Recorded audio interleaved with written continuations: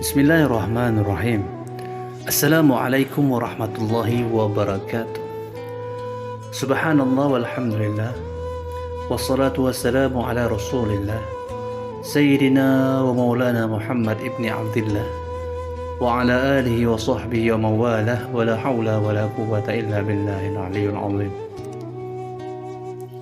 Saudaraku yang beriman, dikisahkan seorang suami istri yang menikah dalam kondisi status sosial yang berbeda, di mana sang suami sangat kaya raya dan bergelimang harta, namun sang istri hanya dari wanita miskin yang tidak memiliki apapun melainkan hanya satu yang dimilikinya, yaitu sebuah kendi atau bejana, di mana kendi tersebut digunakan oleh wanita tersebut untuk berwudu dan beribadah kepada Allah Subhanahu wa ta'ala. Semua kehidupan telah diatur dan digariskan Allah Subhanahu wa ta'ala, baik berupa rezeki, usia, jodoh, serta kematian. Semua itu telah tercatat rapi sejak manusia itu berada di dalam rahim ibunya. Wanita tersebut sangat merasa cukup dengan memiliki bejana atau kendi yang digunakan wudhu, sementara lelaki tersebut sibuk dengan gemerlapnya dunia karena hartanya yang berlimpah ruah. Pernah juga dikisahkan oleh seorang ulama bernama Syekh Abdul Wahhab Asy-Sya'rani di dalam kitab Al-Mihnatus Saniyah, suatu ketika ada seorang yang mengambil wudhu. Ada seorang wanita yang mengambil wudhu dari bejana milik dari wanita miskin tersebut. Maka terbesit di hati wanita miskin tersebut.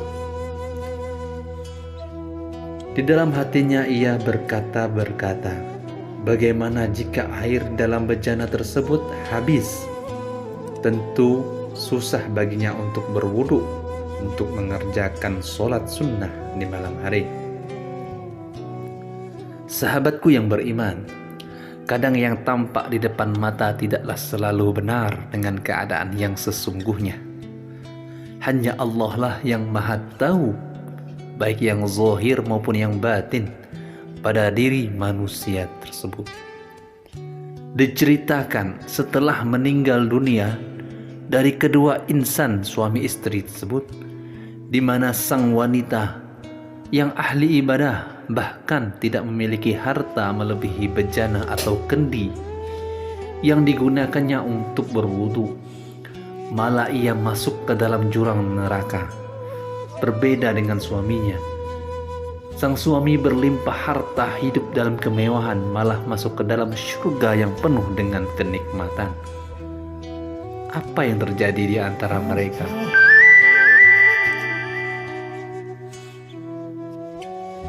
Ternyata lelaki tersebut pandai dalam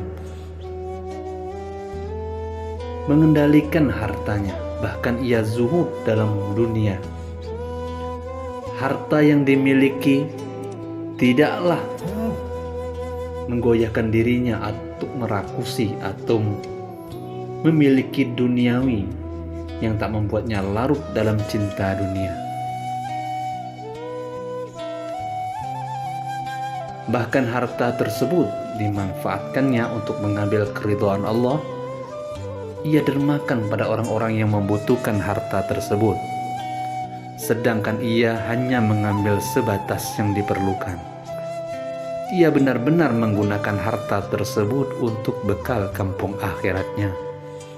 Sahabat yang beriman, malah sebaliknya wanita tersebut yang hidup dalam kemiskinan membuatnya larut dan berkhayal tentang kemewahan. Bahkan ia ingin memiliki harta, namun Allah telah menggariskan wanita tersebut dalam kemiskinan. Miskin harta dan miskin hatinya. Hatinya dipenuhi dengan nafsu dan ambisi tentang dunia dan kemewahannya. Hal itu tampak seketika ada wanita yang mengambil air bejananya yang dipakai pun meskipun untuk berwudu, namun hatinya berkata-kata seolah-olah ia tak merelakan tindakan wanita tersebut. sehingga tampaklah kebakhilan dari wanita miskin itu. Sedangkan di saat atau di waktu miskin ia tidak bisa memberikan air, bagaimana mungkin ia bisa memberikan hartanya ketika ia merasa kaya?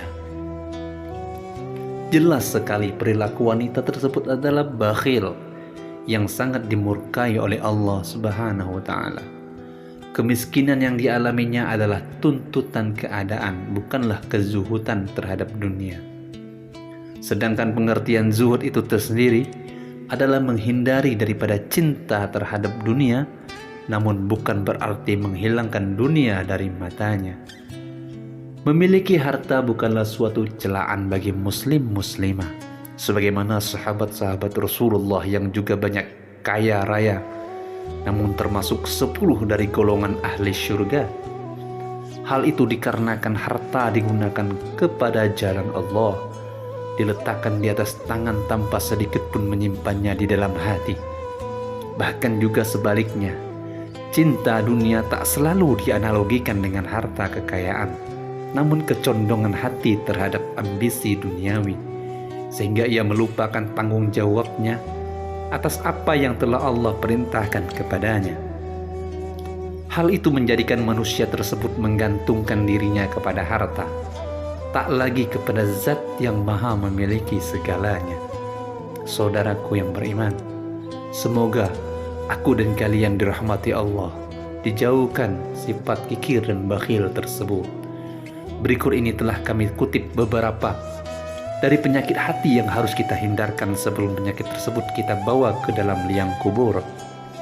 Ada 5 penyakit hati yang sering menggerogoti hati sanubari manusia. Yang pertama, wujub. Sifat wujub ini seringkali menghinggap pada hati manusia. Yang paling dalam, yang mana merasa dirinya besar dan hebat, ia sendiri takjub dan selalu memuji-muji dirinya sendiri. Allah Subhanahu wa Ta'ala sangat melarang sifat tersebut hingga kepada diri manusia.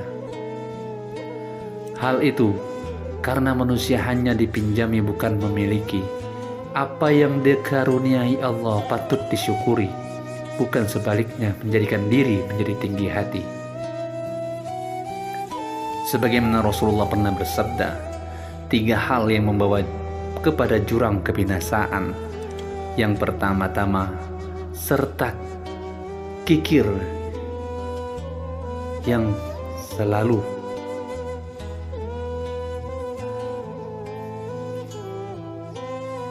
Rasulullah pernah bersabda, 3 hal yang membawa kepada jurang kebinasaan.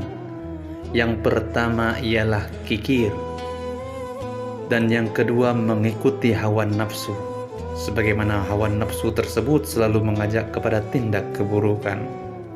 Lalu yang ketiga yaitu ujub, bangga terhadap diri sendiri dan takjub kepada diri sendiri.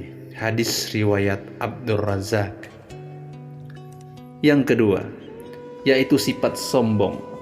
Sifat sombong merupakan sifat yang sangat dibenci oleh Allah Subhanahu wa Ta'ala, yang merasa dirinya mampu dan tak membutuhkan siapapun, namun hakikatnya ia hanya meminjam dari apa yang Allah titipkan kepadanya. Sebagaimana Allah berfirman, A'udzubillahi minasyaitonirrajim, wala tamshi fil ardi maraha innaka lan tadkhriqal arda walan tablughal jibala tula. Yang artinya, dan janganlah engkau berjalan di bumi ini dengan sombong, karena sesungguhnya engkau tidak akan mendapat menembus bumi dan tidak akan mampu menjulang setinggi gunung. Quran Surah Al-Isra ayat 37. Selanjutnya, hasad atau iri dengki. Sahabat yang beriman, sangat berbahaya sekali jika dimiliki oleh sifat ini. Akan merusak diri sendiri, bahkan menghancurkan segala amal. Nabi sangat menegaskan bahwa umatnya jangan sampai memiliki atau dihinggapi penyakit hati yang bernama iri atau dengki, yang mana sifat ini digambarkan akan senang terhadap kesusahan orang lain, dan susah melihat kesenangan orang lain. Sebagaimana riwayat Abu Daud, Nabi bersabda, "Waspadalah terhadap hasad. Sesungguhnya hasad mengikis pahala-pahala sebagaimana api memakan kayu." Hadis riwayat Abu Daud. Meskipun malaikat tidak mengetahui penyakit ini, namun Allah mencatat orang tersebut berada dalam kerugian. Kemudian yang keempat adalah sifat riya. Sahabatku yang beriman, jikalau kalian masih suka memamerkan sesuatu yang baik, maka waspadalah. Hal itu dapat menjerumuskan kita ke dalam sifat riya, yang mana riya tersebut tidak memiliki ganjaran, sehingga kelak Allah akan meminta kepada orang riya agar meminta balasan pahala dari orang-orang yang memujinya. Riya juga digambarkan dengan syirik halus. Ini merupakan penyakit hati yang sangat dibenci oleh Allah. Maka seyogyanya kita menghindarkan penyakit riya atau pamer terhadap apapun yang kita anggap baik. Sifat ini menghanguskan pahala, yang bagaimana digambarkan seperti debu yang berterbangan ketika ia melakukan ibadah ataupun. Dan yang terakhir, yang kelima, sifat yang harus kita hindari ialah kikir. Kikir salah satu sifat yang sangat dibenci oleh Allah dan dibenci oleh makhluk. Kikir juga akan menghindarkan dari sifat rahmat Allah serta mendekatkan diri kita ke dalam jurang neraka jahanam Allah Subhanahu wa ta'ala. Hal tersebut bisa berlaku kepada manusia, diakibatkan mereka merasa dirinya selalu kurang dan ditakuti oleh hawa nafsunya akan sebuah kesulitan di masa yang mendatang, sehingga ia enggan memberikan sesuatu kepada orang lain. Meskipun ia telah memiliki banyak harta, kikir juga dapat dianalogikan seseorang yang tidak menjalankan amanah dari Allah, yang mana rezeki atau amanah itu adalah titipan dari Allah yang semestinya disalurkan kepada orang yang membutuhkan. Bahkan pahala akan Allah lipat gandakan bagi orang yang telah diamanahkan tersebut. Namun ia berlaku curang atau khianat, sehingga ia tidak mengeluarkan apapun untuk keperluan orang lain. Sebagaimana firman Allah dalam Quran surah Ali Imran ayat 180 yang berbunyi, mereka yang kikir di hari kiamat kelak harus membawa hartanya dengan mengalungkannya. Saudaraku yang beriman, demikianlah wanita yang berwudu dan ibadah namun masuk neraka, dan 5 penyakit hati yang harus kita hindari, dan jangan sampai kita membawanya ke dalam liang kubur. Semoga kita dapat mengambil pelajaran dan hikmahnya, sehingga kita selalu dapat hidayah dan taufik dari Allah Subhanahu wa ta'ala. Amin amin ya rabbal alamin. Demikianlah, wassalamualaikum warahmatullahi wabarakatuh.